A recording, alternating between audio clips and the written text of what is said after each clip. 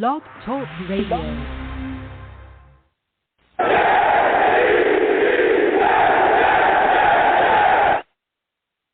What's going on, folks? It's your boy Long Beach Joe, and we are back at it again. You know what I'm saying? Now we're here to talk. Off season is here.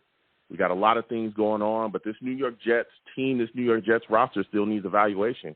We need to talk about weapons. We need to talk about wide receivers. We need to talk about what we can do to help Zach Wilson as we continue to roll on throughout, the process of beginning our offseason, going into free agency, and figuring out what kind of targets we need to grab up to ensure that our QB has someone to throw to. But before we get into that, I am the man of the people. I am here for the people. Let me shamelessly promote my Facebook page. Everyone go on Facebook, search The Long Beach Joe Show. Like that page. My content's up there. Go ahead and give it a listen. Message me. I'll message you right back. I love going back and forth with folks about this football team. Also, leave me some feedback. I love hearing about what you folks think I do here on The Long Beach Joe Show. So without further ado, folks, let's go ahead and get into the show. I am fired up. Fired up, man. I'm hyped. There's a lot of discussions, a lot of talk, a lot of rumors flying around, and we're going to talk about that as well. You know what I'm saying? Listen, your boy's on iTunes, man. I got quite a bit of people following, subscribing to the show on iTunes. Please continue to do that. Also, listen, give your boy a 5-star rating. I see there's some people, giving me 5-star ratings, people leaving feedback. Please continue to do that. Share the show as well on your social medias with your friends and your family.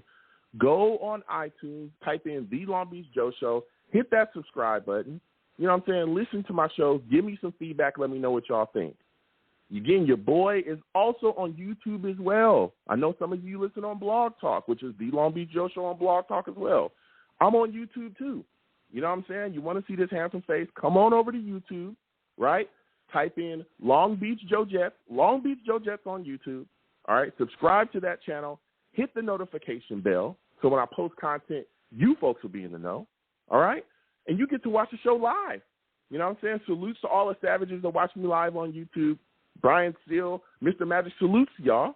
You know what I'm saying? Come on over, subscribe to the show on YouTube, subscribe to my platform on YouTube, and you'll get to watch the show live. Again, we take live callers. We do all of this. We have a lot of fun over here, too. You'll see the other videos, other content that I do as well. You will also see, us playing games from time to time, too. We have a lot of fun over here on YouTube. So please, again, Long Beach Joe Jets, come over, subscribe, hit that notification bell, and give my videos a thumbs up. You know what I'm saying? Go ahead and do that. I'm also on Twitter as well, YoungJ000. The show's page is at The Long Beach Joe. Go ahead and follow both of those pages. Hit me up. I'm here to talk about football. Some people want to hit me up and talk about life. I'm here for that too. I'll listen.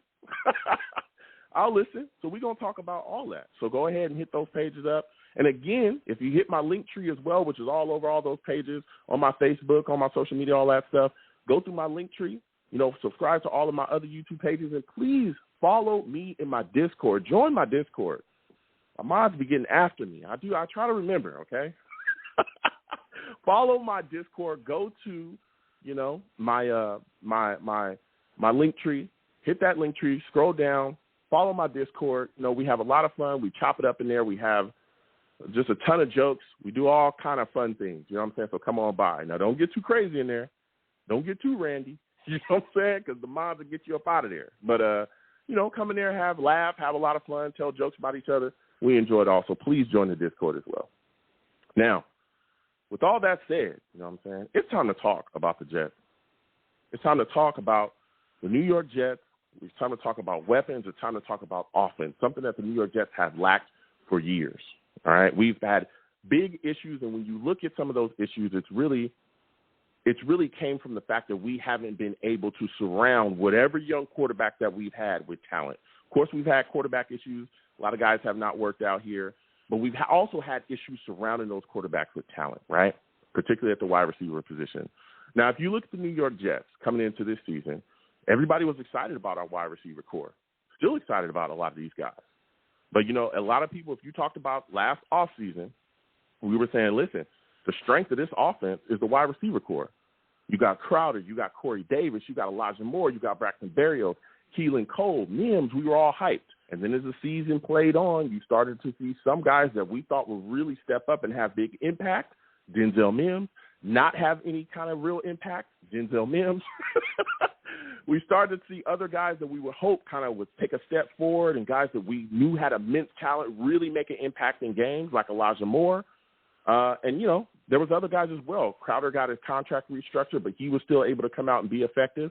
Corey Davis dealt with the situation. So when you look at this, our wide receiver core now, a lot of people have us going into the offseason and are wondering, hey, do the New York Jets need to continue to add to this wide receiver core, because we may lose some guys as well to free agency? Do we need to add to the wide receiver core to make it even more potent so that Zach Wilson can be successful here? And I say, yeah, why not? Add more weapons if you can. Especially, again, going into this offseason, we have the cap money. We got $54 million, I believe. There's been a lot of dead contracts that have come off. I think $19 million of that is going to have to possibly go to our draft class because we got so many picks. But, again, that could change as well, depending on how we utilize those picks if we end up trading those off. So you got some receivers, you know, hitting the market there. But when you look and when you evaluate the season, the guys that we have here, we still got a solid core, even if we lose some guys. And, again, even though we have guys like Jamison Crowder who could be going to free agency, we could end up bringing that guy back. I am not against bringing Jamison Crowder back if he's willing to work for a deal that will work for the Jets and work for him. I'd have no issues with that. I don't want to overpay Jamison. Again, we were able to, you know, bring his contract down this year. He took a pay cut and stayed with us and performed decently. He's a guy that you can move into the slot. He can make plays. He can do all those things. So I wouldn't necessarily be against keeping or moving on from him if he would like to stay here and step up and continue to make plays and do his thing within the system. Now, a guy that I do believe is a must-resign for us, it's got to be Braxton Barrios. Braxton Barrios, first and foremost, is an all-pro kick returner, okay? I'm going to say this again. Braxton Barrios, New York Jets, is a first-team all-pro kick returner. Listen, okay? We got a guy that is out there making plays, doing his thing, and he's handling business.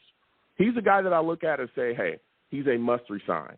Not for just what he does on the special team end of the game, which he was phenomenal with us this season, but we saw what he was able to do with working within the slot. We saw him step up when we were missing a lot of guys later on in the season. A lot of guys were injured. Corey Davis was on the IR. We'll talk about him in a second. We were missing Elijah Moore as well. He was injured.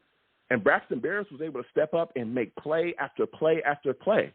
He was the guy that Zach Wilson was looking to later on in the season to throw to and do his thing. So I think Braxton Barrios, for us, in my opinion, is a must-resign. Now, again, I don't want to dramatically overpay this guy.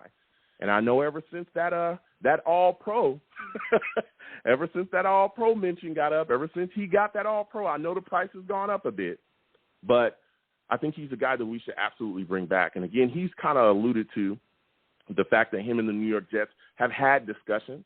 So they're definitely, you know, somewhere within the contract talks where they are, you know, who knows. But they've definitely, you know, reached out and gone back and forth about contracts. So I'm hoping that we bring Braxton Barrios back. Here's a guy that's been in the league for a minute, and he's coming in here and doing done his thing for us. Now, let me tell you something. A guy that I'm extremely excited about coming back next season, a young guy that I cannot wait to see him continue to climb up, you know, in the NFL, is Elijah Moore. Man, Elijah Moore was phenomenal for us this season. He was phenomenal.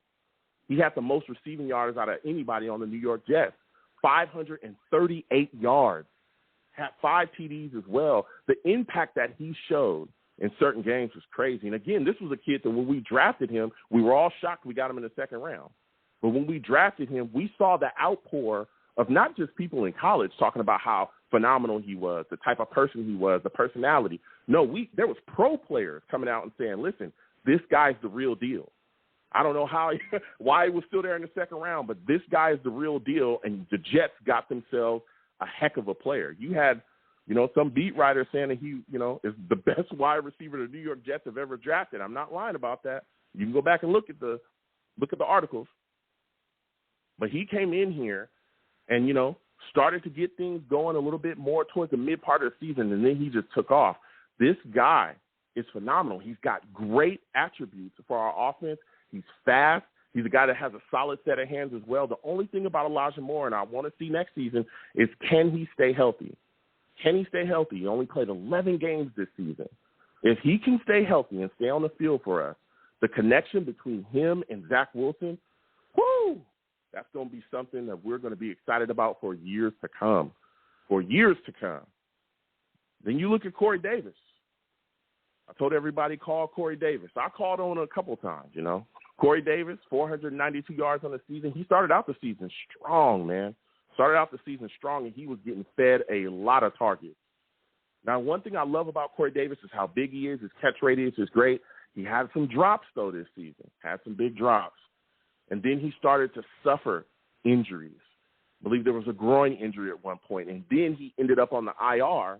He missed a lot of the season on the IR after having a core muscle surgery.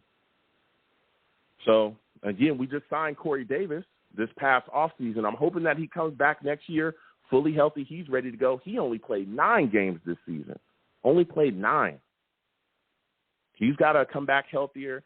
If he cuts out the drops, Corey Davis could have a big-time impact in this offense. We saw him consistently be the guy early in the season that Zach would just absolutely zero in on and just chuck the ball up. And Corey was often going up and making plays. And a lot of people were upset about that because it was hurting Zach.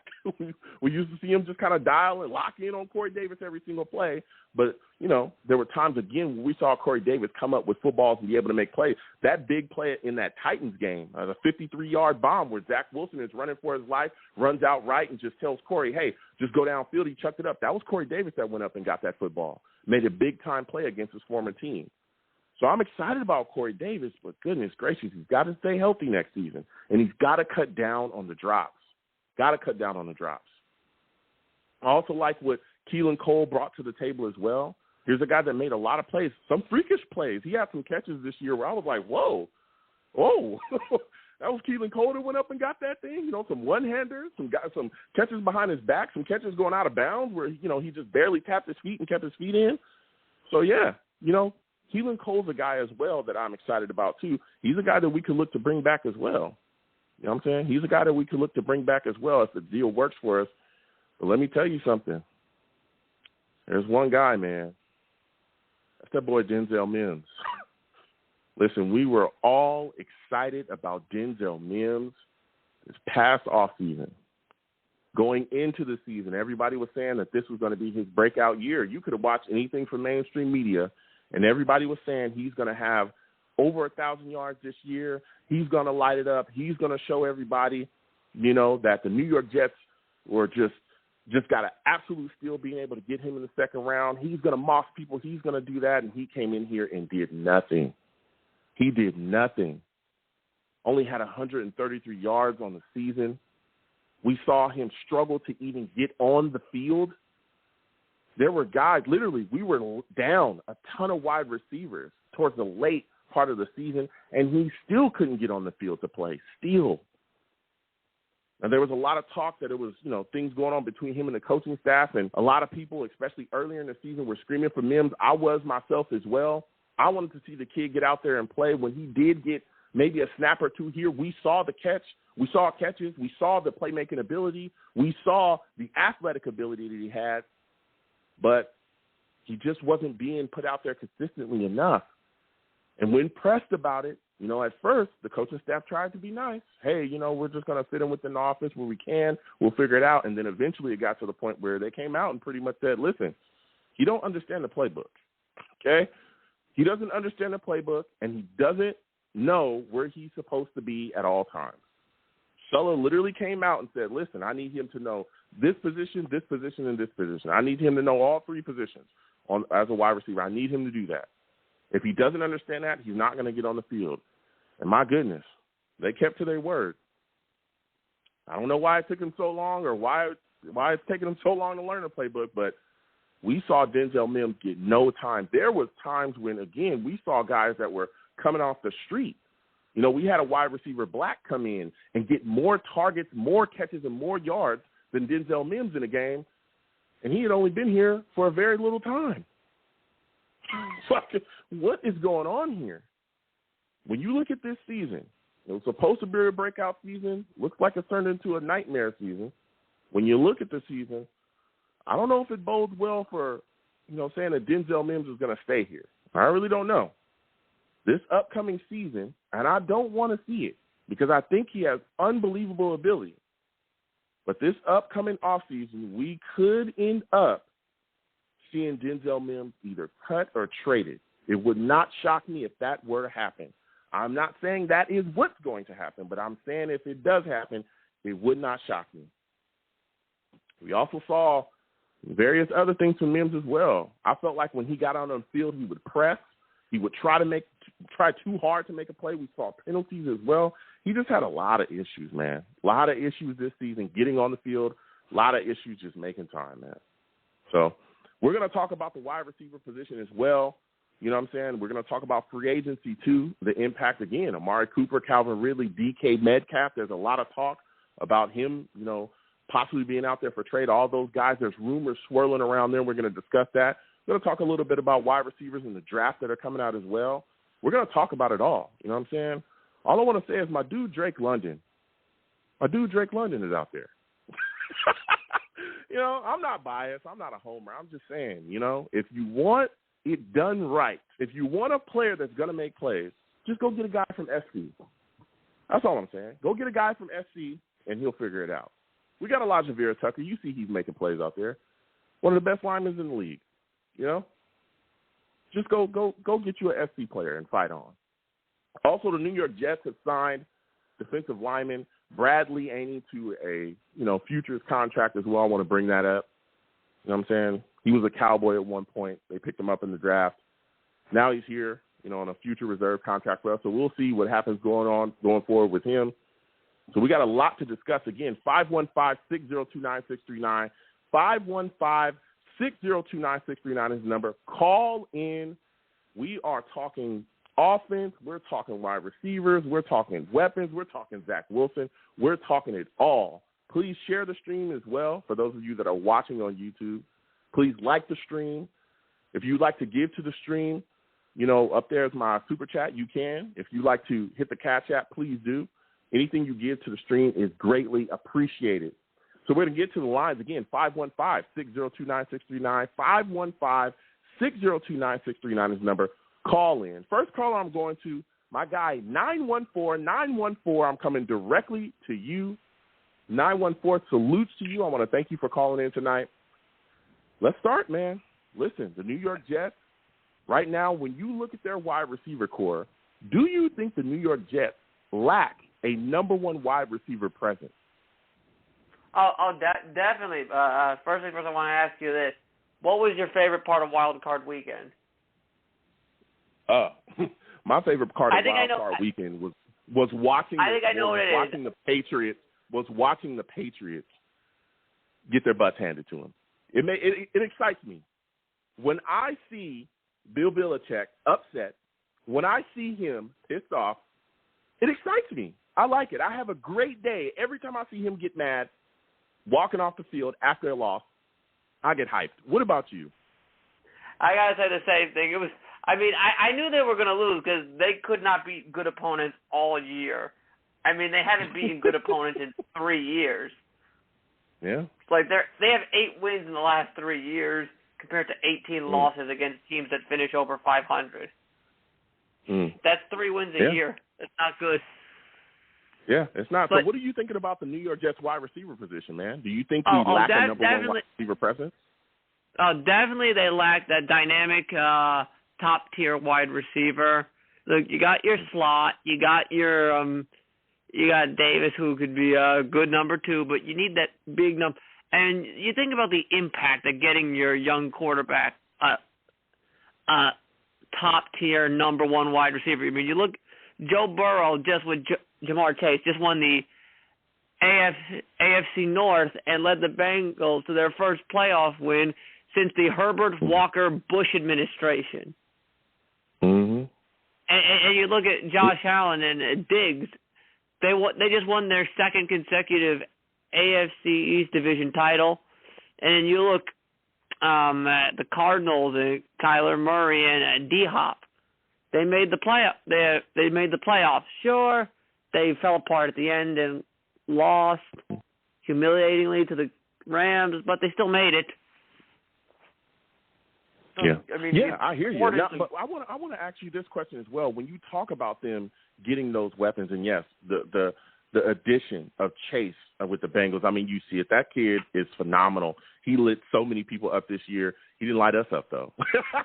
He didn't light us up. We were able to slow him down just a little bit, but he lit so many people up, and you're seeing, guys, absolutely just get destroyed by him. But one of the things that I looked at, and a lot of people were screaming about this as well, they were saying, well, Elijah Moore, if he stays healthy, I think he shows that he could be a number one.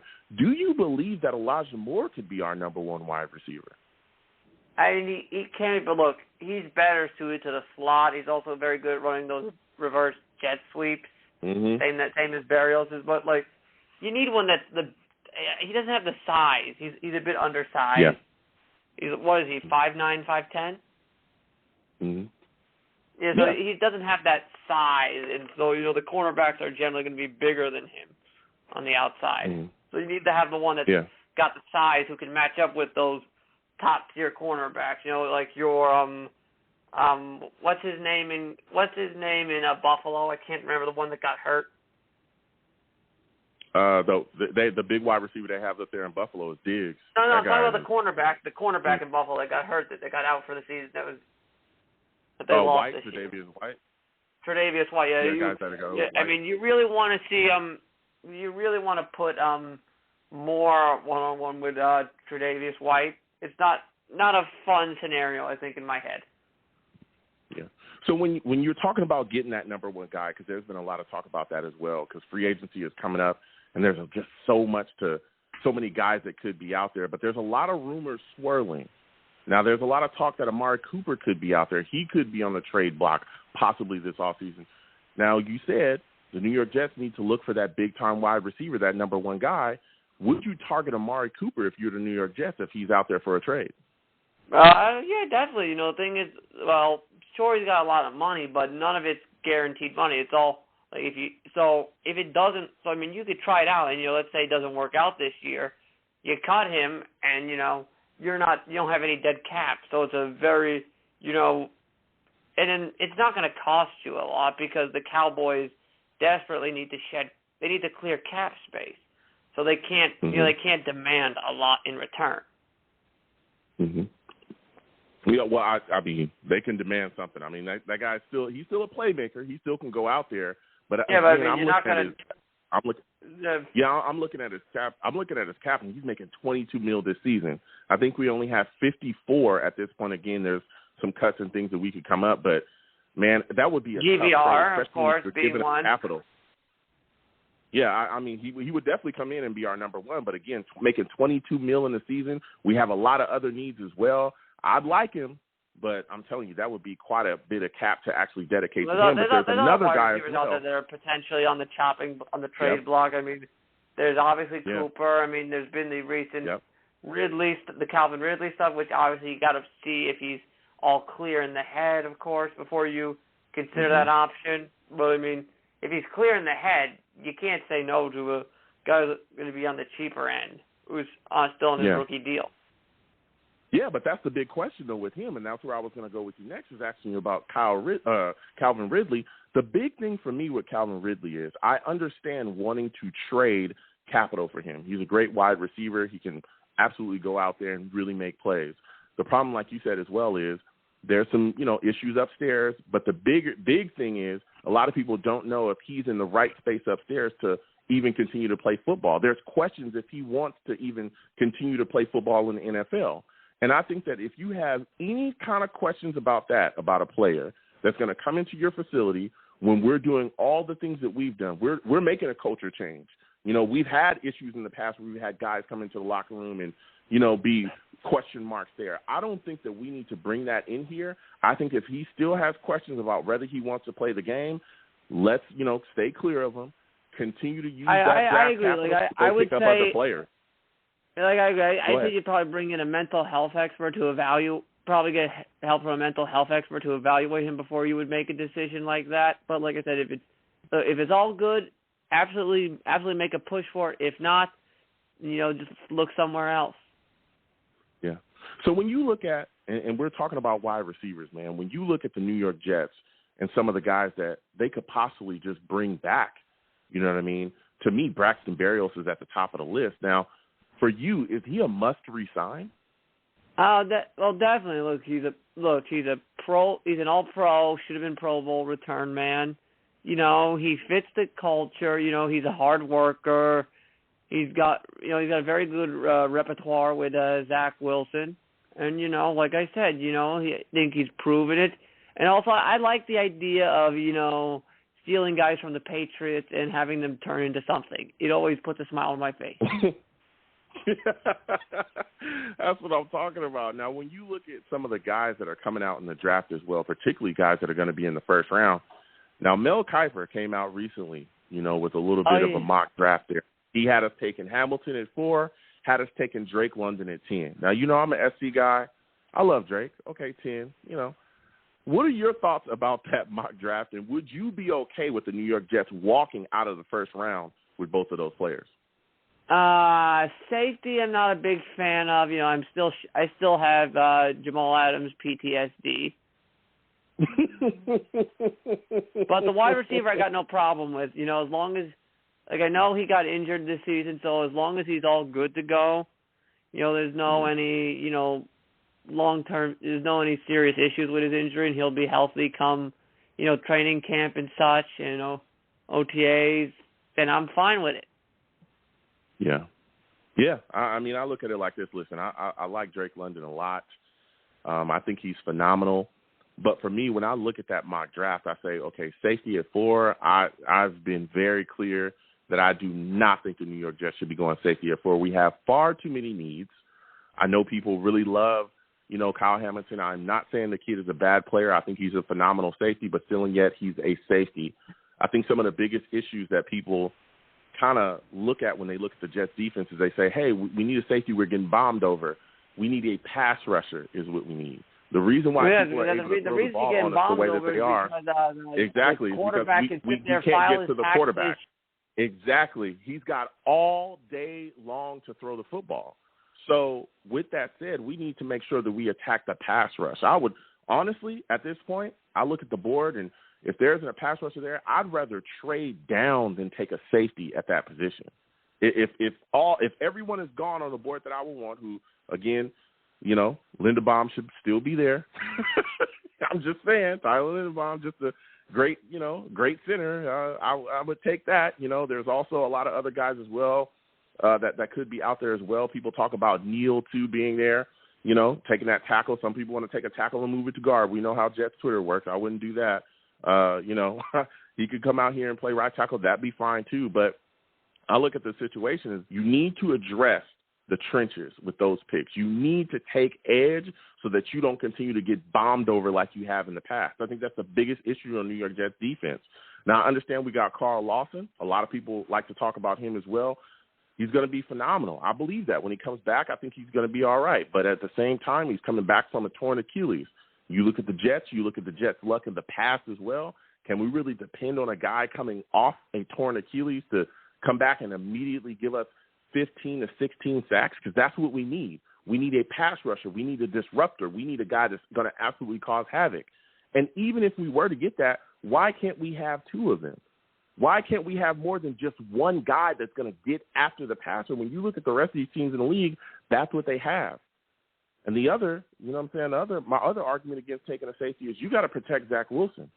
For the first, you know, half of the year, he was running for his life. That's how he jacked up his PCL. He was taking shot after shot after shot. You cannot continue to have that happen because next year, if he keeps taking hits like he did this year, maybe next year is his ACL. And then how does that help him grow? How does that help him move forward? It doesn't. You also got to look at our running game as well. That's why I scoff when people say, hey, you know, we got a top 10 center in Connor McGovern. I say to myself, well, our running game is ranked 29th. How is he a top 10 center? We're ranked 29th in the running game. If you add on the offensive line that opens up holes, then guess what that does? That allows us to run the football effectively. Go ahead. Give me your take about that, man. What are your thoughts? Well, you know, I was actually checking the statistics on the offensive line. They did improve as the season went. I think they finished the season. I was checking.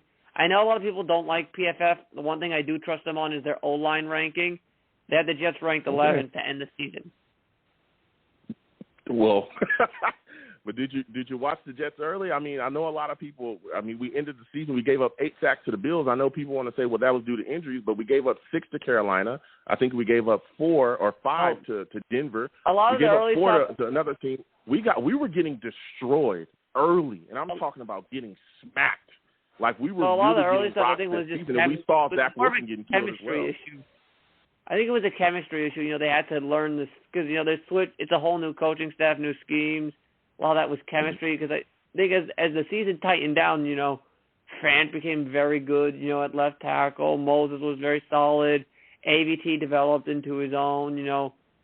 He's like he looks like an anchor there for another decade. Mm-hmm. Well, I think it was more than just chemistry stuff because, again, we saw Greg Van Roten. He'd been bad for years. Oh, no, Roten was bad. I was excited. Yeah. I was excited when they brought in Lourdes du Tardif from the Chiefs. That was Yeah, LDT, yep. And, again, you got to figure out when you look at our offensive line, you got to see if this guy is even going to play because, he's dealing with the situation as well. So who knows what his future holds. We've got to ensure that we shore up this offensive line. I know they're probably going to attack guys in the agency There's one area I think you haven't mentioned so far that also really needs to be addressed. Go ahead. Tight end. Well, yeah. I mean, we'll definitely talk about tight end as well. We'll address that as well. But I think the more by the way, I was going to ask you, have you an offensive line? Have you seen the tight end from Ohio State's dad just trying to pleading with the Jets to draft his son? Let me tell you something. The more pub that we can get, guys that want to come here, I'm all about it. So if he's out there doing that, I'm excited. You know what I'm saying? But there's so many needs on this football team. But, again, we're talking about wide receiver tonight. So my final question for you is going to be, when you look at the New York Jets and you look at free agency right now, there's a guy out there, Allen Robinson. He could end up being on the market. Is he a guy the New York Jets should be interested in your mind? Again, he only played 12 games this season, 410 yards. He's 29 years old. What are your thoughts about that before I let you go? I definitely look at it. I try to look at it. I don't try to look at it more of a short-term deal or a deal that you can get out of easily in the later years because the problem is wide receivers start to, dip once they get over the 30 mark. So that's my big concern there. Mm-hmm. Yeah. I mean, like I said, he's 29. I love A-Rob. I was hoping that we would get him before he signed with the Bears, even though he was dealing with the injury. I didn't care. I wanted him. But, he's there now. And, again, I think, he might still have some gas left in that tank. And if he comes in here, I definitely think that he could be a guy that could look to. So I want to thank you for calling in tonight, my friend. You have yourself a good night, all right? All right, you have yourself a good night. Go Jets. All right. Listen, go Jets. That's what I'm talking about. That's what we're here to talk about tonight. Nothing but the Jets. We're talking about Zach Wilson. We're talking weapons. Salutes to everyone again in the chat. Salutes to all the savages. Salutes to everybody, man. NY Jets FL, always speaking the truth. Salutes to you as well, man. We're going to keep getting to these callers again. 515-602-9639. 515-602-9639 is the number. Call in. We're taking all callers again. When you call in, please be patient. We'll get to everybody. The lines are hot. And also make sure that your background is clear, all right? I know I got people that want to talk Jets. They love talking to me. I love, talking to y'all as well. But if you at your construction job on that jackhammer, don't call me when you're on the jackhammer. Get off the jackhammer, go down the street a little bit to where it's quiet, and let's talk Jets. And then after we're done, you can get back on that jackhammer. You know what I'm saying? But get off the jackhammer while you're talking to me. I need to hear your back. I need to hear you clearly, and I need to make sure that your background, is good to go. So we're going to get back to these lines. Next, I'm going to my guy, Angelo. Angelo, I'm coming directly to you. Angelo going to bring the heat. Salute to you, Angelo. I want to thank you for calling in tonight. I'm hitting you with straight punches. You know what I'm saying? I'm going to hit you with a straight uppercut right now. Is Braxton Barrios a must-sign, man? Yes or no? Is he a must-resign, yes or no? Hey, Joe, thanks for taking my call. And just to let you know, I'm in Memphis, Tennessee, where it's freezing outside, but I'm at work, so I have to come outside to call your show so it's nice and quiet. So I want you to know that I do take that seriously. So thank God I didn't have to wait too long. Thank you so much. Yeah. Thank God I didn't have to wait too long. Appreciate that. All right, so, Braxton Barrios, I would say a must-sign because of the chemistry with Zach Wilson. Zach Wilson is confident with Braxton on the field. Now, I think you were talking about Calvin Ridley, I think that's, or maybe Allen Robinson, but I feel like, I don't know, with Elijah Moore coming back, he's kind of that slot guy too, so I don't know how you kind of mix him and Berrios, but I think you still need Berrios for special teams, and obviously Berrios has earned to get on the field, and that's it. And you got Corey Davis on the other side. I don't know. It's going to be interesting to see what we do with this wide receiver group. If we give Mims another shot next year, or if we draft somebody. I don't think we really need to bring in another superstar receiver. I think we need a playmaking tight end. That guy Trey McBride or Isaiah Likely out of the draft, or if we can get the guy from the Cowboys, Dan Schultz. I think we need a big time tight end. I think it's time to invest in a tight end. That's the quarterback's best friend. And right now, Berrios is Zach Wilson's best friend. You've got to bring him back. And if you're talking about, between if you're going to argue between $5 and $8 million a year, you got to get the deal done for your quarterback. Okay, I mean, enough is enough. I know Joe Douglas is kind of cheap, or let's just say he's a good negotiator, so he gets the best deals possible. But I think at some point, Braxton's got to be top priority. He's got to be our top priority. And I know he is undersized, and but obviously you saw what he can do. So you got to bring him in, even if it's just for third down plays and gadget plays, or I don't know if he's a full-time receiver, but you need him on special teams, you need him on third downs. That's it. Yeah. No, listen, you're bringing the heat early, and again, Angelo, I want to thank you for calling in. I know you have to step away from your job for a second. I salute to you. You're on work back. I understand you're a working man. Get that money. Now, I hear what you're saying. Hey, you don't want to see the New York Jets go out and necessarily spin a bunch. You don't think we need a big-time, number one. But are you that confident in Corey Davis? Again, I'm a big Corey Davis guy, but we saw an injury really take him down this year, right? So he's going to be coming back from that. Also, we saw some drops as well that really shook a lot of the fan base. They were like, hey, how can we trust this guy? And he can't keep the ball in his hands. Does that have you with question marks as well going into the next season with him? Because if you don't sign somebody this year, right, he's going to be the guy you're going to be putting out there a number one wide receiver. Well, it's a good point because, you could sign someone else and have the same issue. You could spend a lot of money. That's why it's kind of better to draft young guys and let them develop.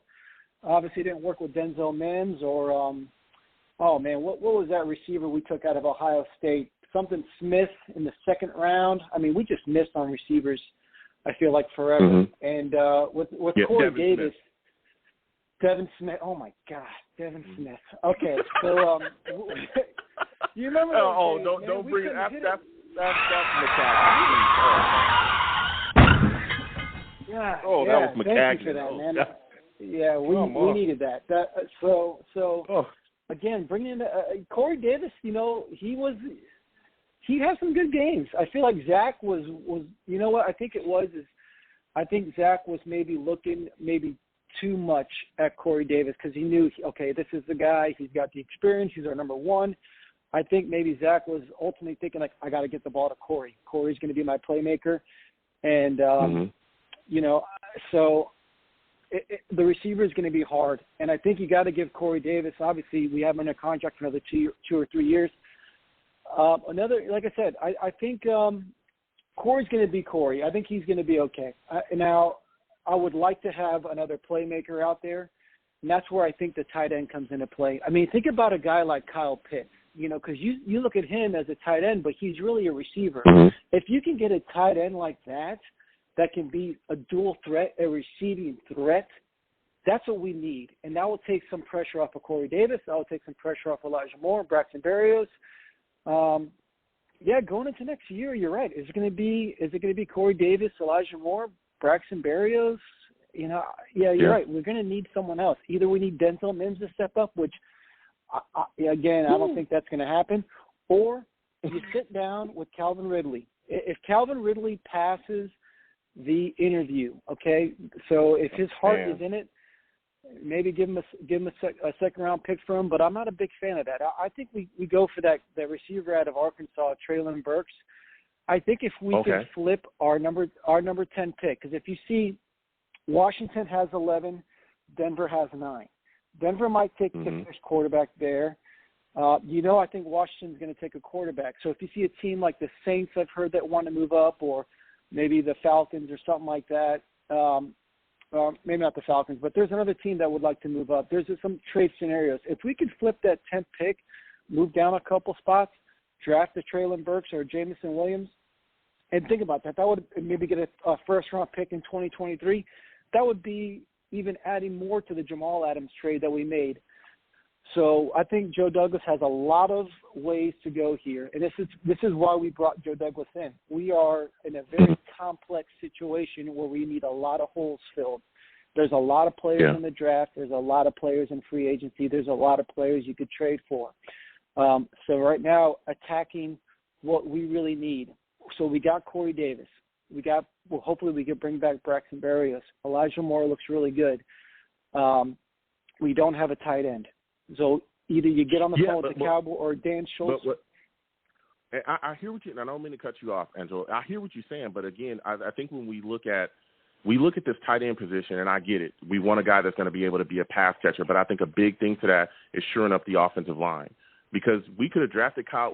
Even if we would have drafted Kyle Pitts or bring any of those guys in, more than likely they're going to be asked to block, because we can't stop any pass rushers. And we saw that this year where we struggled to do that. So a big thing in getting that tight end in here is if we shore up our offensive line, I'm absolutely all about bringing tight end. I want to see us get a good tight end. We haven't really had a guy that could catch passes since, Dustin Keller? That was a long time ago. That was a really long time ago. So I do think adding a tight end would be big for us, but I think adding that other weapon outside as well at wide receiver would be huge too, because, again, it would open things up. It's hard. You got Corey Davis on one side. You got, whoever else on the other side that's going to be able to make plays. You got Elijah Moore, who's able to move around within the offense, whether it be in the slot or they move him around outside as well. He can do his thing. And then you got Braxton Barrios coming back and being able to add. I think that would be huge, huge, huge for Zach Wilson to just be able to go out there and chuck the football around. But I do, again, like you said as well, think that we should definitely be looking for a pass-catching tight end. And with the guy, Trey Burks, I think is his name, the tight end that a lot of people are talking about taking in the second round, that could be a guy that we target too. But another guy as well that I wanted to talk to you about in that first round, because you talked about, possibly going after that guy Trey Burks from Arkansas. I want to talk to you a little bit about Jameson Williams from Alabama. Now, he tore his ACL. He's a guy that could slide down a bit because of this injury. My question before I let you go is, would he be a guy that you would look to target? Because that injury could slide him down a bit, but he's a guy that's a physical specimen, man. So let me bring this up. Obviously, if Denzel Mims worked out, this is why we drafted Denzel Mims, right, to be this guy that we're looking for right now. So doesn't it suck that we're in this situation now because of that? And, again, we could have had Chase Claypool or Van Jefferson or even Duvernay from the Ravens. So, again, we shot ourselves in the own foot. I mean, we're having this discussion now, and we could be looking at other pieces on our team instead of this, because this is why we drafted Denzel Mims, to be this guy. And now we're here 2 years later doing the same dang thing, man. It's so frustrating. But, I mean, it's hard to hit on every draft pick, but it's just like, what did they see in Denzel Mims? I mean, what obviously it didn't work out. So, again, Jameson Williams, because, listen, we have so many holes on the defense, man. Our defense was the worst last year. So it's going to be interesting to see on the number 4 pick. Where we go with that number 4 pick, I think if it goes Aiden Hutchinson, Thibodeau, and Evan Neal, then we're in a situation where you're right. We've got to draft Kyle Hamilton, or, I know you don't want to do the safety thing, or maybe the other offensive tackle from NC State. But, again, do we really need offensive tackle? I mean, we got Mekhi Becton we drafted. We got George Canton who did really good. We really need a guard or a center. So maybe it's wise to trade out of that number 4 pick if those top 3 are taken. But I have seen on some recent mock drafts that Kevin Thibodeau has dropped into number 4. And if we can get that defensive end on the number 4 pick, I think you definitely need to target someone for the offense with the number 10 pick, or even maybe the linebacker Kobe Dean or something like that. But it just, to see what we get in free agency, Jameson Williams, I would have loved at 10 before the ACL. That's why I was kind of happy. I'm like, okay, well, pressure now, because now we can draft Jameson Williams. You know, that's kind of where he was projected to go. But now with the ACL tear, I mean, you know, maybe you could trade out of 10 to go to 18, or trade down with Pittsburgh or New Orleans and still get him in the late first round. I think if you're looking at Jameson Williams, you don't need to take him at 10. You can trade down, get a first-round pick next year or a couple extra picks, take Jameson Williams probably between the 15 to 25 range. I think he drops because of that, or a trade on Burks. But I think you're right. I think, you know, in order to progress Zach Wilson, we need to give him weapons. And I like Duvernay as the guard. McGovern, we are paying him, I think, $10 million. I think Joe Douglas knows we're kind of stuck with McGovern there. I think if we can get another guard, maybe with our second pick, man, we have so many holes. And then I think our defense, I think you've seen it with the secondary. He's happy. I think he's happy with our secondary. I think we could add a safety. I think he's going to attack defensive line, which we need. I think we're going to need linebackers. And, again, you're right. I think we do need to get a receiver. So whether it's someone in free agency or drafting someone with our second first-round pick and maybe trading down, because of those receivers are kind of falling in that middle first round. Number 10, we would be picking the number one receiver. All right, I don't think a receiver is going to go before that. So that's another good thing. We'll be picking the best receiver in the draft if that's what it's going to take. Okay. But I mean, I don't think a receiver is going to go before that, and that's kind of it. So I heard Drake London, his name been thrown around. I think those guys are all probably between pick 10 and pick 25. So we'll see if Joe Douglas can swing some deals. Get some, but again, we're talking about how the Denzel Mims deal, right? That's what we did with Denzel Mims. We're like, oh, we traded back, we got this pick, and we got Denzel Mims. This is he was around. Listen, he was good in college. You know, he was a guy that had Adam Gase was terrible, but we saw big potential out of him in that offense. He was making plays. There were balls that were thrown up where we were like, there's no way he's going to come down with that, and Denzel would come down with it. That's why I think everyone was so excited about him coming into this year, and for whatever reason, he's just not fitting within the offense that we have right now. So unless something dramatically changes, I don't know. I love the guy. You know, I love him, man, but I don't know, man. I don't know. Now that we're coaching the Senior Bowl, there's no excuses this year. You guys are on the field. You're going to be coaching these guys. You should get an up-close look at these guys. I mean, obviously, the Senior Bowl is not everybody in the draft. You know, it's not everybody in the draft. Let's be honest with you. It's a lot of guys you haven't heard of. But I think we're going to have a lot of success this year. And I do see Joe Douglas making some trades. I would caution about trading up. I know like I said, last year when we lost those 2 third-round picks to get AVT, which was, I think, a good trade. I like that. But, you know, having those two, we draft well between the 3rd and 5th rounds. You've seen that. Joe Douglas, Bryce Hall, Michael Carter. Obviously, we have some whiffs. And you know what, too? Let's not forget about Cameron Clark. I know he had that big injury last year.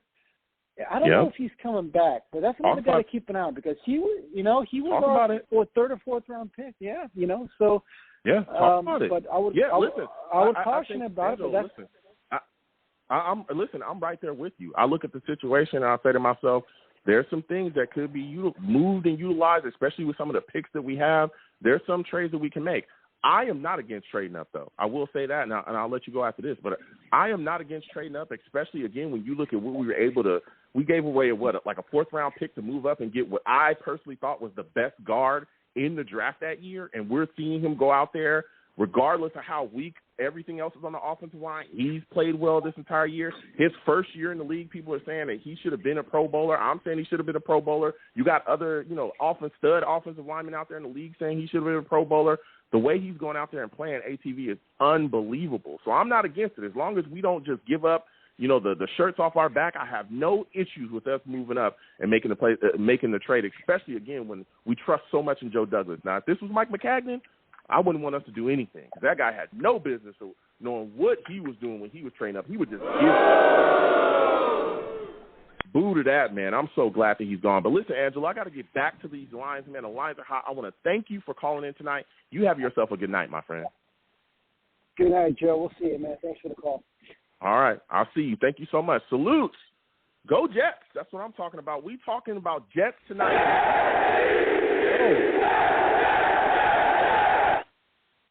We're going to get back to these lines again. 515-602-9639. 515-602-9639 is the number. Call in. We are taking all callers. Next, I'm getting to my guy, Michael. Colin will come directly to you after Michael.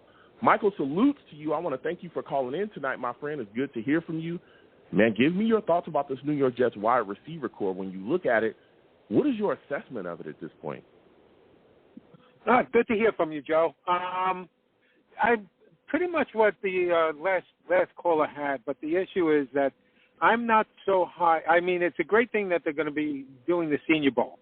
And there's a receiver in the Senior Bowl out of Nevada. His name is Dobbs. And if you read the skinny on him, he fits LaFleur's offense very well, especially on wide receiver screens and straight, a very deep threat and very, very fast. I don't think that you should go after a number one receiver right now. That's not the priority. The priority is offensive line, really getting more into LaFleur's offense, which means you need to run the ball and you need to control the ball, control the clock with the tight ends and the running backs. And to do that, you need offensive linemen. Basically, we were playing with maybe only two this year outside of Fant and AVT. The problem is, I mean, Moses played great. I mean, he was just so reliable. But the thing is that did you watch any of the bowl games? I caught a couple of them, like late, yeah. Okay, well, the Rose Bowl, if anyone watched it, there were two receivers from Ohio State come out next year that are fantastic. And one of them is Harrison Jr., Marvin Harrison Jr. Phenomenal. So getting that number one receiver now would be a mistake. I wouldn't wait to pick on it early. I mean, I would get a receiver for depth in the fourth round, but not early at all, and wait till next year. You have other receivers coming out, but then you're going to have more of an established offense, and everyone will be playing. Because this year is still another building year. Everyone's no, we have to win games. We have to. No, you're still building. This last year was Douglas and Salah's first year together. This is their second year. So regardless of how long Douglas has been here, it's really his second year with this crew. And he drafted for this crew, and you saw how well he did. So listen, Michael, I hear what you're saying. I get it. Now, again, I don't think we should be headhunting for wide receivers early in the draft. And, again, this kind of really hinges on what we do in free agency. But when we look at free agency, because that's what we got coming up first, I'm saying, listen, we got $54 million. All right? I think 19 of that is going to be given to, if our draft stuff pans out, okay, we got to find those picks. But you got dudes that could be in free agency that could be ridiculous. Listen, I'm going to ask you the question right now. If Devontae Adams is out there and he hits this market, like we've been hearing that if Aaron Rodgers is not there, he ain't going to want to be there. There's been a lot of commotion going on in Green Bay. If he hits the free agency market, you telling me you don't want the New York Jets to go after this man? No, not for $30 million a year. No, you got more other holes that you got to fill, and that would tie you up. Okay. Absolutely not. Okay.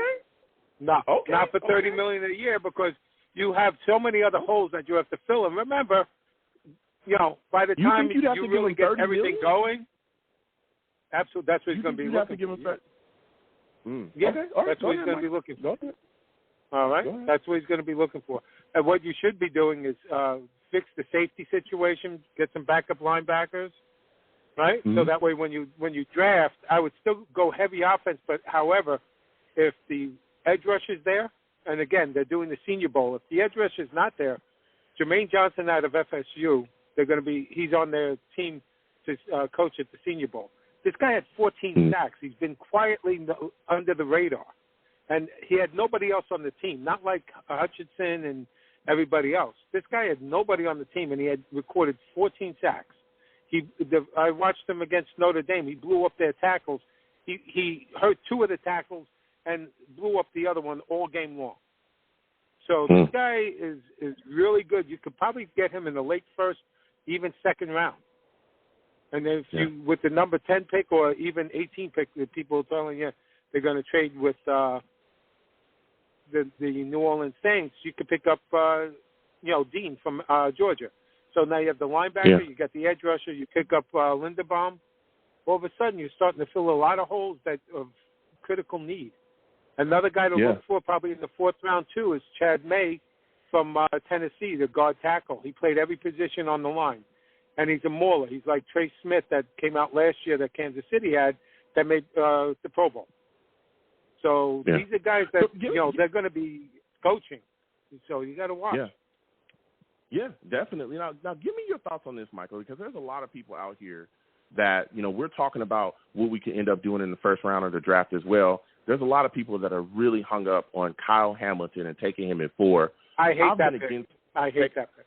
Okay. Give me your thoughts on this, and give me your thoughts on him as a player, because I like him. I think he's a great safety, but he's not I'm a Notre Dame so many fan. other needs.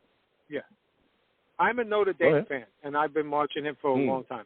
The thing is that that's not what we need for the Jets right now, because you have other items that you can have. I mean, if we were more established, if this was next year, and we established that there's one more player on the line that we need or whatever, then you can wait, take the pick like that. I hear a lot of other guys on podcasts saying he's generational, he's a unicorn. You know what? That's great, but okay, that's a unicorn by himself because he has no supporting cast. If you look at the Jets defense and you're like how bad we were, you know why? Because we only have one linebacker, Mosley. And if you blocked him, no one else tackled. So it's not that, we were, so bad. It's just you didn't have the horses to work with. You got to put the horses in there. Yeah, he's going to be a horse, but just one. You need more than one. So I would, work with getting Dean, getting this guy, Jermaine Johnson, picking up Kobe Bryant later in the third round, or even because you've traded a pick, established a later third-round pick, picking up Kobe Bryant at Cincinnati as a cornerback. Now you're, all of a sudden you're doing depth and you pick up the safeties in free agency. Hey, you fixed a lot without even doing all that. Yeah. Give me your thoughts about Drake London. Give me your thoughts about Drake London. I saw him play against Notre Dame. I saw him play against Notre Dame when he got hurt. He was dominating. He was really dominating. Big body, and he's playing a slot. I can't believe that. And that's just a mismatch made in heaven right there. So that's nice. But again, I wouldn't want to pick a receiver in the first round.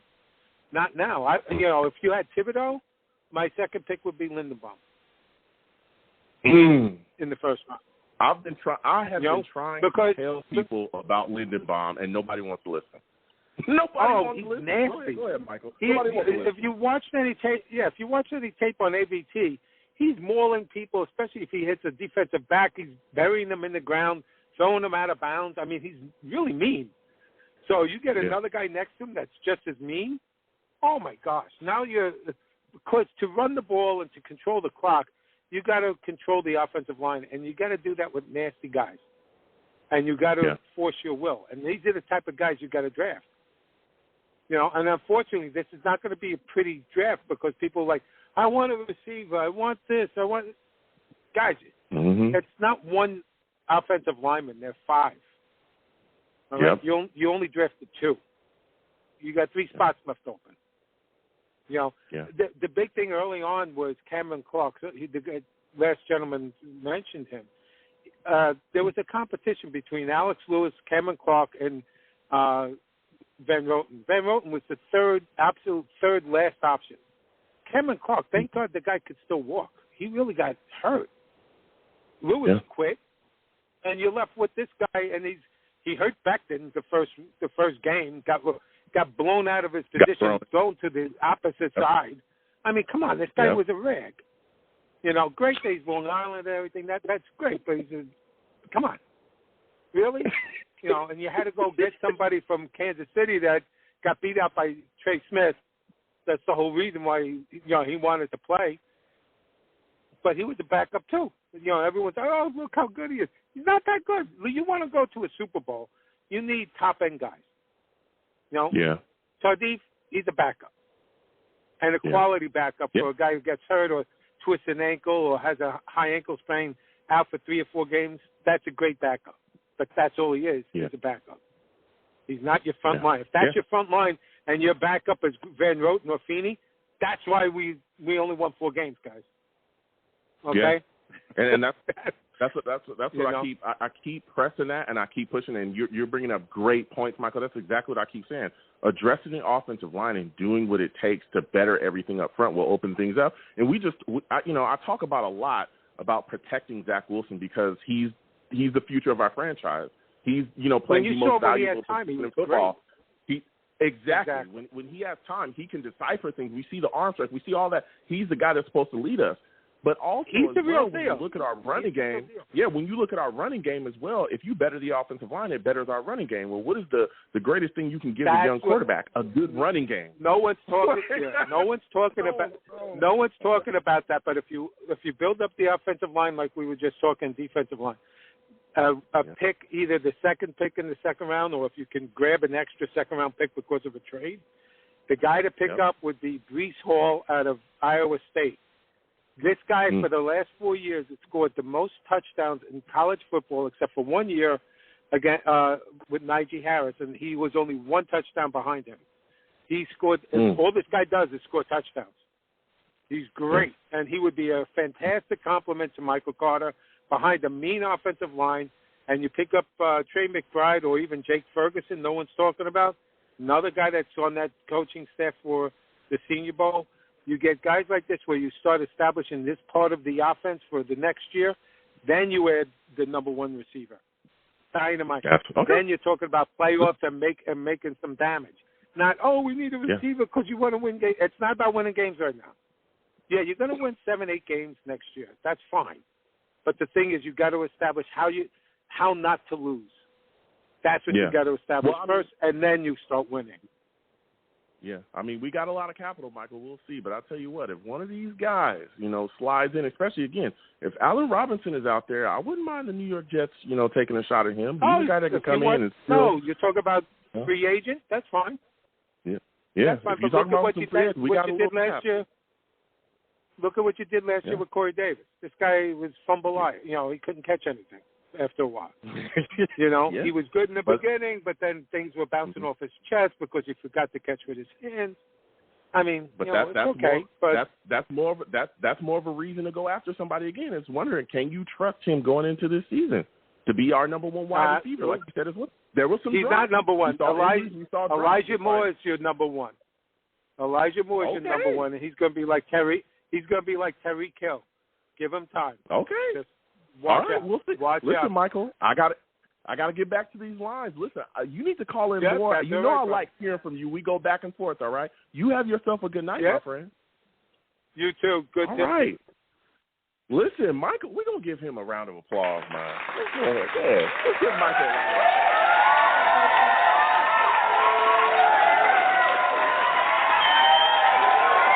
Yeah. Michael called in with some fire. I love hearing from Michael. We always go back and forth. We talk about the draft again.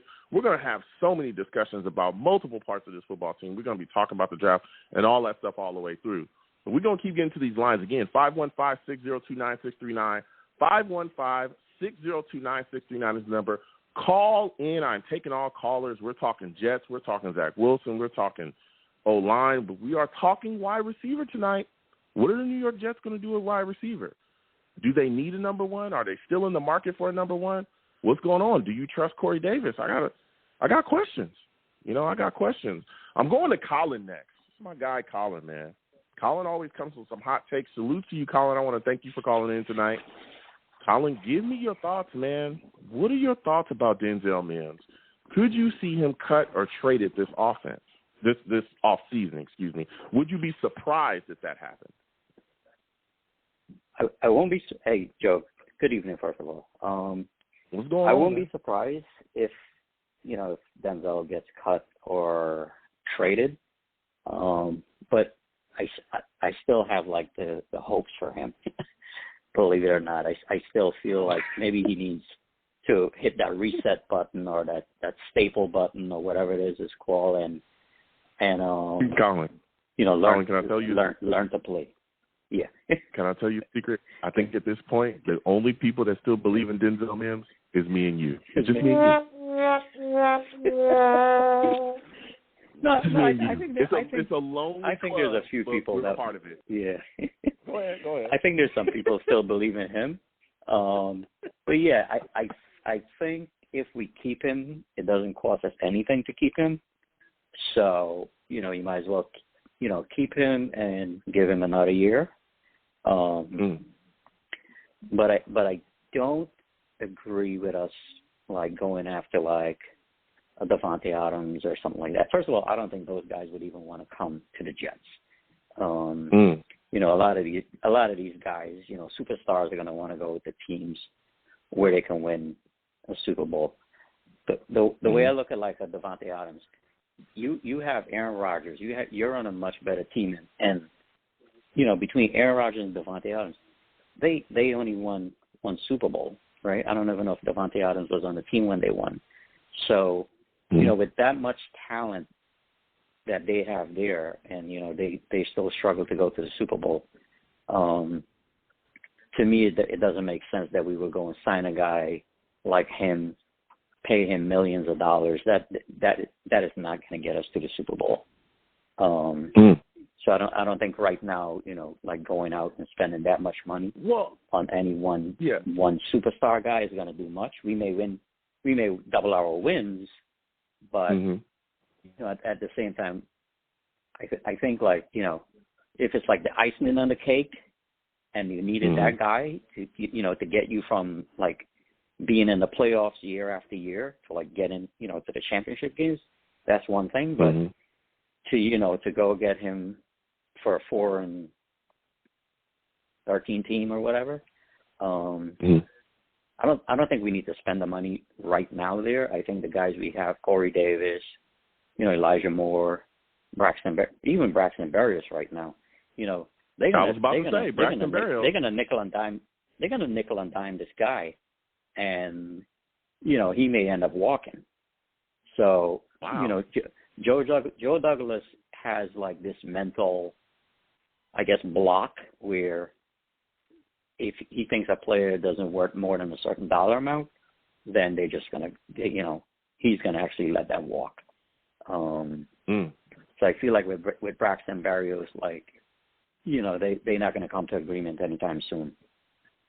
Well, I would hope that they would be able to step up and get a deal done with Braxton Barrios. Again, I understand, and we've seen that in the past. I think we saw it with Robbie, where all the reports were Carolina literally just beat us by like $1 million, maybe, if that, and he ends up walking, right? And everybody was upset. Now, I hope that, again, because Braxton Barrios not only gives us something from the wide receiver perspective, running routes out on the field, but he also gives us something in special teams. So that's the double up right there. You get a 2-for-1.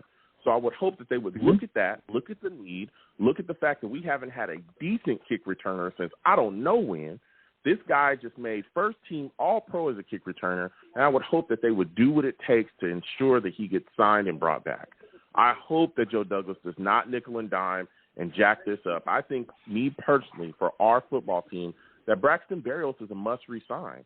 Again, not just because of what he does out on the field as a wide receiver, but we see the special teams aspect, which is huge. Field position is huge, especially when you got a young quarterback that's still trying to learn, how to move the football down the field.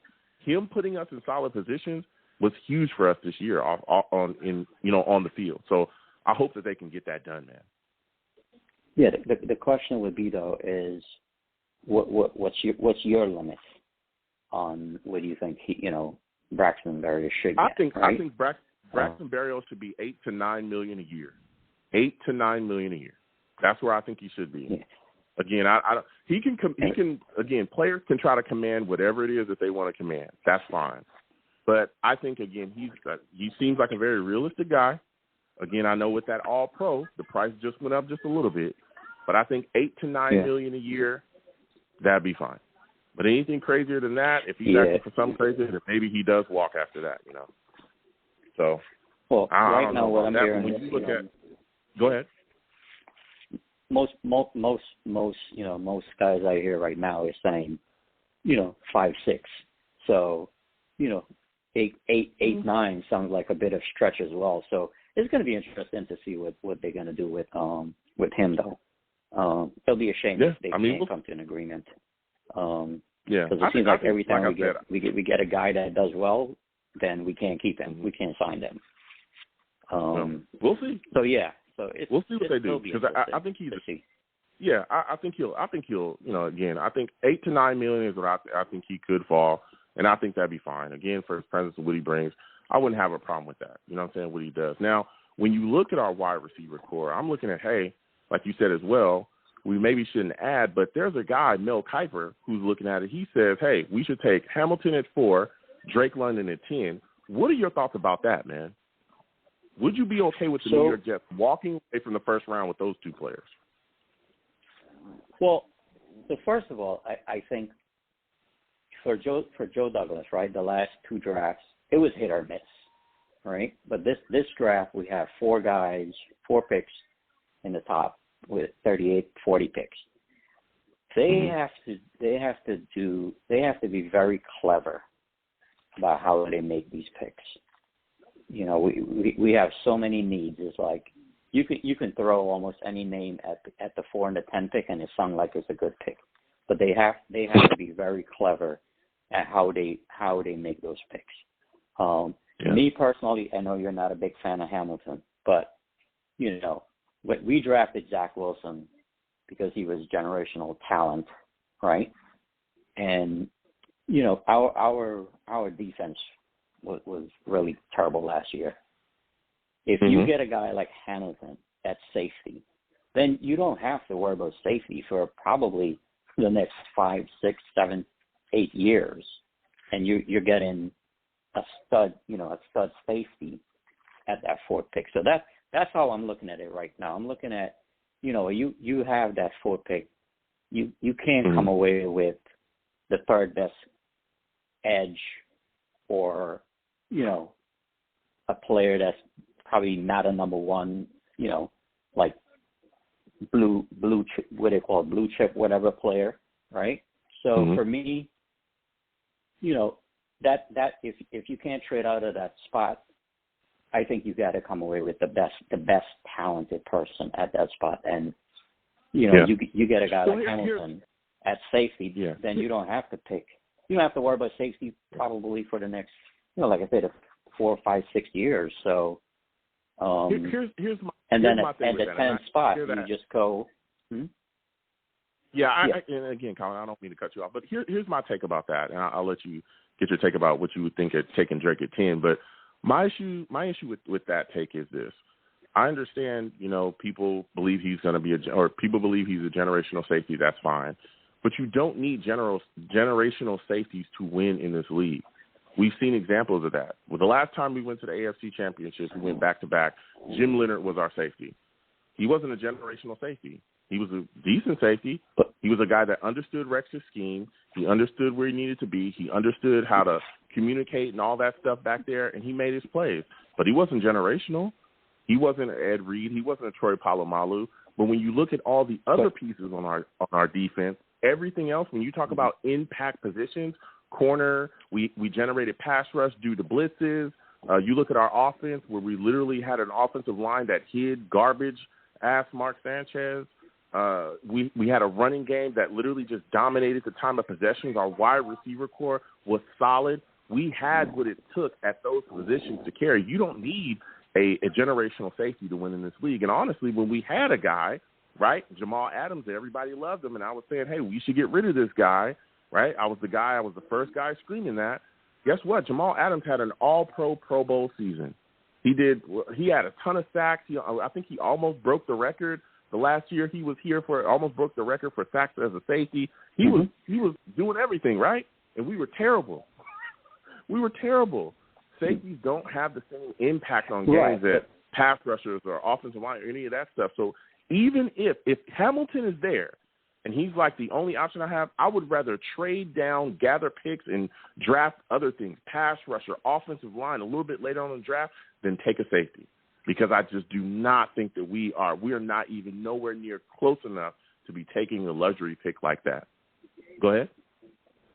Yeah, I just feel like, and like you said, Ed Reed on the Ravens, right, the Honey Badger, these guys, you get a guy like that, they change your defense, So, if you can trade out and then, grab other players, but I just feel like at that pick, right, if he falls to you, like, why not just take him at that pick and, have that position locked down for the next 4 or 5 years. You don't have to go into the draft next year again and saying, hey, we got to draft a safety in the third pick, the third round or fourth round pick or something like that.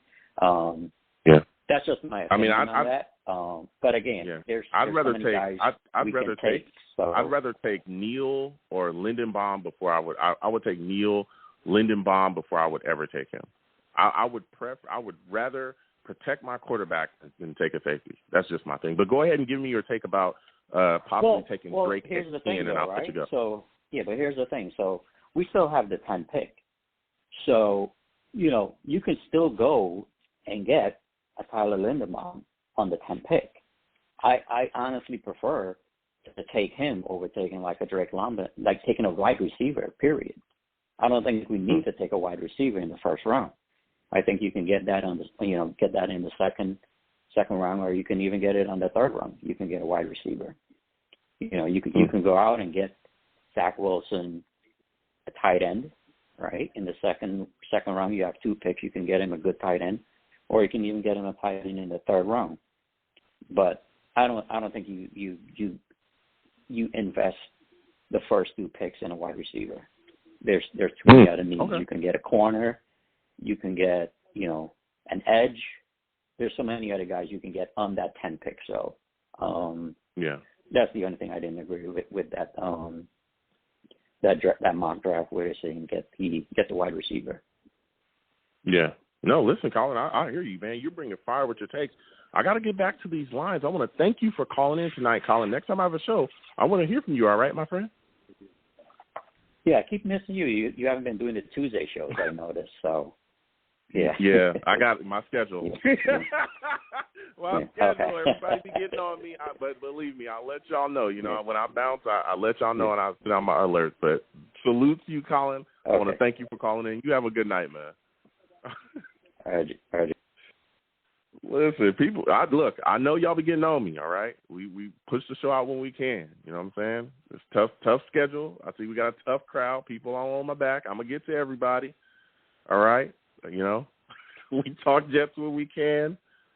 Got a tough schedule going on. But again, 515-602-9639, 515-602-9639 is the number. Call in. We are taking all callers. We're talking Jets. We're talking Zach Wilson, wide receivers, Kyle Hampton at 4. Please don't do it. Whatever you do, Joe Douglas, please don't do that. Please don't take a safety at 4. Don't do it. I don't want that. I don't want it. Next, I'm going to my guy, Steve. Steve, I'm coming directly to you. Salutes to you, Steve. I want to thank you for calling in tonight. Steve, give me your thoughts about this New York Jets wide receiver core. Do you think we lack a number 1 wide receiver presence? Hey, Joe. Well, first off, thank you for having me on the show again tonight. It's always great talking to you. Hey, thank you. Thank you for calling in, man. I enjoy talking to you as well about this team. Yeah, man. So now we could definitely now talk about this because now we're in the off season. Here is the thing about the receiver position. I thought our receiver position was better from this previous season than it was in 2020. I mean, when I look at this receiving team at the receiver position, I think Corey Davis would definitely be a good number 2 receiver for us. Elijah Moore back with us as a slot receiver. Also, Braxton Barrios should definitely be re-signed coming back like maybe give him a 2-year deal. But the thing is, the three receivers I don't see coming back are Jamison Crowder, Keelan Cole, and Denzel Mims. And this is the reason why.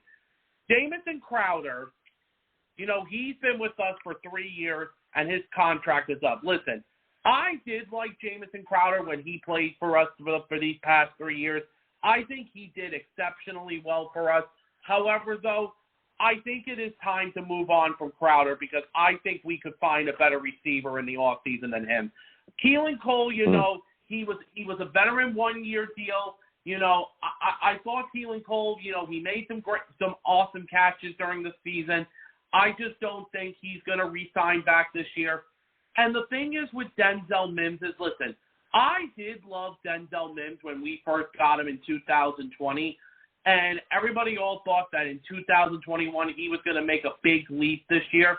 But unfortunately, the biggest problem is about Denzel Mims is with this new coaching system that we have, he just doesn't fit into the system, Joe. Now, here is the thing. I don't know what is going to happen with him.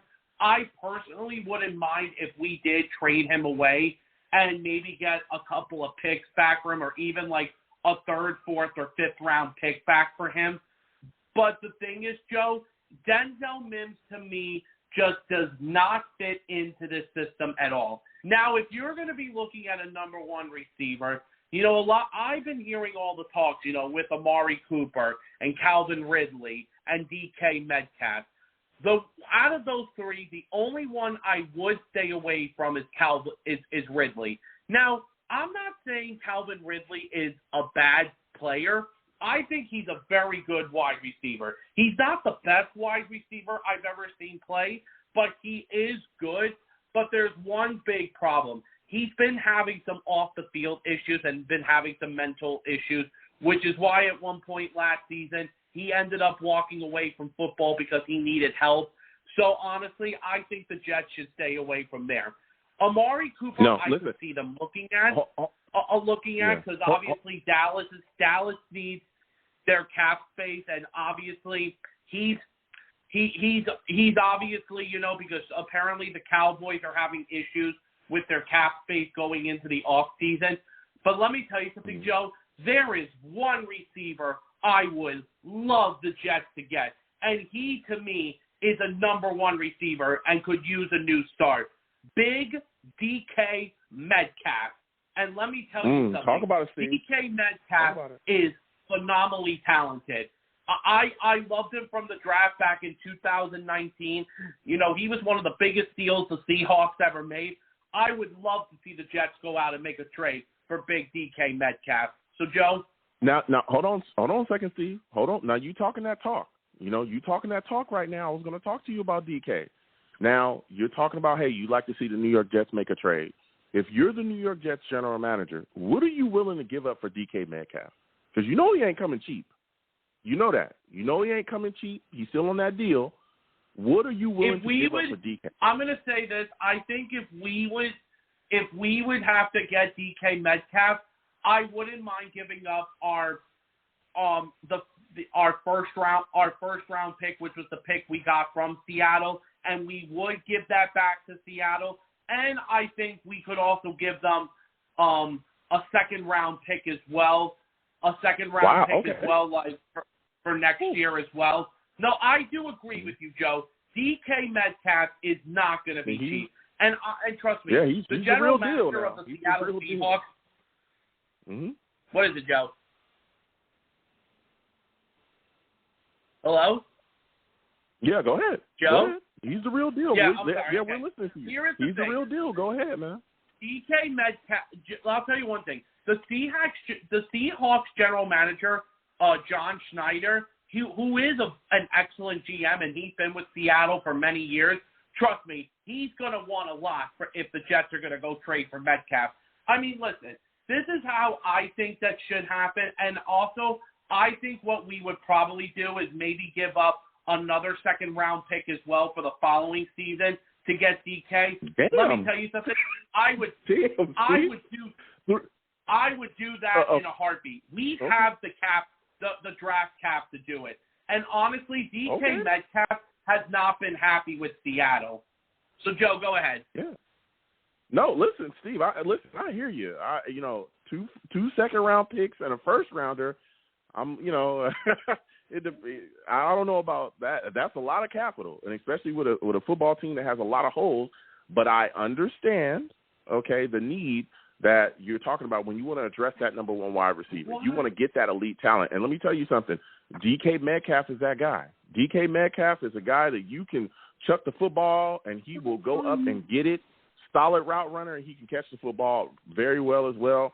He's a guy that is unbelievably athletic. I mean, he's got it. Like, we get it. He's just phenomenal. But that's a lot of capital to give up. And then on top of that, you also got to looking to extend him as well. The second that you trade for him, you got to get an extension too, and you're going to have to pay out of your nose as well. You're going to have to pay that too. I agree. And no, I don't like necessarily that much capital, but I'm not knocking you wanting that need. I understand you want to better the situation for Zach Wilson. Go ahead. Now, okay. So obviously, Joe, because I know you were talking more about the wide receiver position, but now I want to talk to you about the draft of what I think the Jets should do in the first round. Now, here is the thing that I really hope that happens. I am hoping for the first round that one of those two pass rushers magically drops at number 4 for us. Listen, I don't see. Okay, Joe, hang on one second. Hold on a second, Steve. Before we get there, though, I understand you wanted to talk a little bit about that, but before we get there, we were talking a little bit about the wide receiver position, and you were touching on some things. I wanted to go back to that before we got to the draft because we're going to talk about that a little bit as well. Now, you talked a little bit about, Jamison Crowder being gone, Keelan Cole being gone. You want to move on from those guys. Those are positions that you got to fill. You know what I'm saying? You got to look to fill those guys and bring some guys back in here. But there's also a guy that could be re-signed as well that I think is a must re-sign, and it's Braxton Barrios. Now, when you look at him, what exactly is he a must re-sign in your mind? And if he is, what exactly is the most you're willing to give him? I say 7, 8, 9 million. There's people that are saying less than that. What are your thoughts on that? I give him a 2-year deal of $12 million, $6 million guaranteed. And that's the $6 million is the most you're going to give him, period. Yes. Okay. So if he wants more, you're willing to let him walk after that? If we would have to let him walk, then yes. Okay. Because that's what I would do. I wouldn't overspend on Braxton Barrios, Joe. Mm-hmm. No, I hear you. I respect that. Like I said, I'm 7, 8, 9 million is where I'm at. If he pushes it, I'll go 8. Again, because of the kick returning ability, the ability that he gives us out there, wide receiver as well, I can see that. But like you said as well, 6 in that range is fine too. But I don't want to see a guy walk away that has given us so much and it really helped out our special teams the way that he has. Now, going into the draft for you, would you target a wide receiver in the draft? Say we don't take one, we're not able to get DK Metcalf, who is the guy that, you absolutely want to go get. Who's the guy that you would look to target at number 10? Would Drake London be a guy that you would be interested in? The other receiver, though, that a lot of people aren't talking about, and if he was there at number 10, and if, let's say, we couldn't get the thing done at receiver during free agency, I wouldn't mind getting the guy from Ohio State. I forgot what his name is, though, but he is Garrett Wilson. His first name is Chris. There's a guy from Ohio State. Garrett Wilson is one of the guys. Garrett Wilson is one of them. He's also up there, too. But there was another guy, too, that was there at number 10. But I wouldn't mind doing that at number 10. And Joe, Chris Oakley is the other guy you're talking about. Yeah, I think so. Maybe him. But Garrett Wilson would be the first one. The other one, Joe, that I wouldn't mind us doing is, listen, I know that we are paying Connor McGovern $10 million a year, but the thing is, I wouldn't mind at the 10th pick of us getting, the guy who you love, Lindblom from Iowa, because he, to me, is the best center in the draft. Listen, it's just that the thing is, I think Connor McGovern is he's not the best center, trust me. And everybody else says that he's a very good center. I'm sorry, I said this to a lot of people. He is not a good center. I think he stinks. I think he stinks at times. But now, here's the other thing now I'm going to say next, Joe. Now going back to the fourth pick, as of right now, this is what I think what should happen at the fourth pick. I said before that I think that the two needs that the Jets need in the top of the round is either a pass rusher, or an offensive lineman. Now, you know, the prediction is that the first two picks, which is going to be done by Jacksonville and Detroit, they may get the two best pass rushers, Aiden Hutchinson and the kid from Oregon. I can't remember his name. But I think the best player to get at number 4, if he is available, you have to get Evan Neal from Alabama. He will take Greg Van Roten's spot. Let me just tell you, Joe, I want Greg Van Roten fast. Like, I want him to pack his bag to get out of here. I want Joe Douglas to cut him because he is terrible. Yeah. Terrible. Yeah. No, you're completely correct. He is awful. But my thought about that is, and I do hear a lot of people saying that, they want to take Evan Neal, who's phenomenal, right? Evan Neal's a phenomenal offensive lineman. I get it. But for me, and I'm going to keep pushing this, I think Tyler Linderbaum, if you look at what he does out there on the field, even if you talk to scouts, and they talk about him being generational, that this dude is just a different type of guy. He's a guy that if you draft him, he's going to be your center for the next 15, 20, however long. You know what I'm saying? He's going to be your center for the next however long. He's going to dominate, people up front for however long, and he's going to be the guy that is going to be paired with your young quarterback, and you can figure things out, with him on your offensive line. Now, my thing is, if we get him, you can then slide Connor McGovern over to right guard, because what I think a lot of people don't remember is he was a guy that played both of those positions. He played guard and center. That was one of the reasons why we brought him in as well. His ability to flip between that. So if you get Tyler, right, you draft him, he's your starting center, you move Connor McGovern over to right guard, that kind of solves that issue. That solves that issue right there in my mind. I'm right there with you, though. I want to get rid of get rid of Greg Van Roten. He is awful. He is awful. And Joe, now the other thing, Joe, that I was going to say was really quickly, and this is a great thing that's going to happen for the Jets. Now, if you remember, at the end of the month, the New York Jets this year got nominated this year to go to the Reese's Bowl this year for the Senior Bowl to watch all the players that are going into the draft. That is going to be a nice advantage for the Jets this year. Them and the Lions going together to the Reese's Bowl because they got nominated, the coaching staff. Because then Joe Douglas and Robert Saleh can have a really good idea of all the players that are going in this draft that they could see in person. Yeah, that's going to be huge for them to be able to sit down and not only sit down with a lot of those players and really get that one-on-one with them, also going out there and just being able to watch those guys up close and personal. Having those guys, sit in the offensive meeting or sit in with the offensive meeting when you're setting up the offense and doing the thing, seeing how they run their route, seeing how all that stuff, being able to really get up close and personal with a player, again, is going to do nothing but help their scouting ability and help Joe Douglas too. I think that's huge for the Jets, like you said too, to be able to get up there and really touch those players. So that's going to be big for us. It's going to be big for us. Still got to make those picks. You know what I'm saying? Still got to go out there and we just got to see what really happens, landed something Joe. well. Mm-hmm. So Joe, we do. Let me ask you this one last question before you let me go.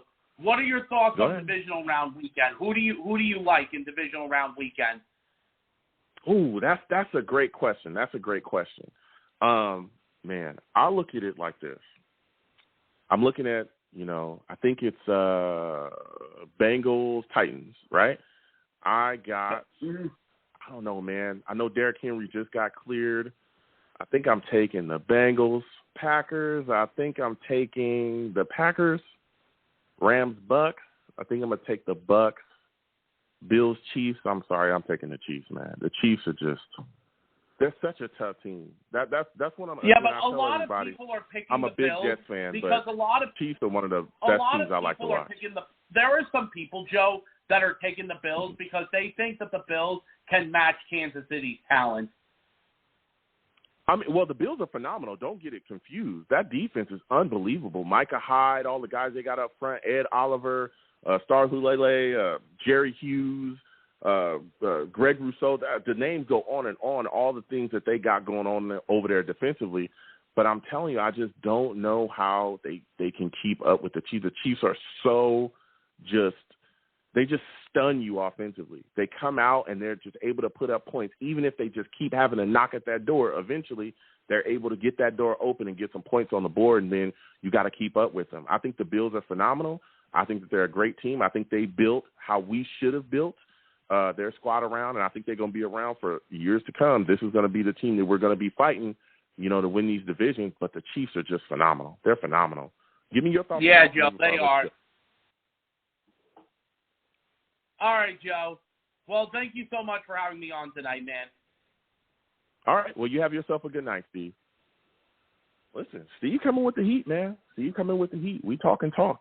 We talking ball. We talking football, Listen, I understand a lot of people, want to talk about, again, we had discussions tonight about safety, taking guys at 4. I can't do it.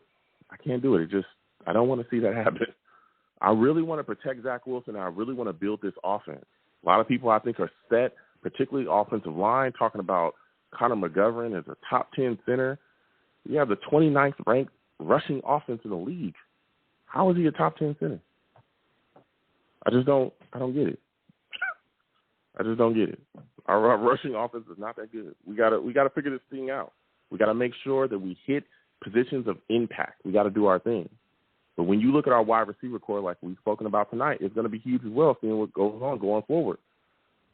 Corey Davis, we're hoping he comes back healthy. Elijah Moore, we're excited about him.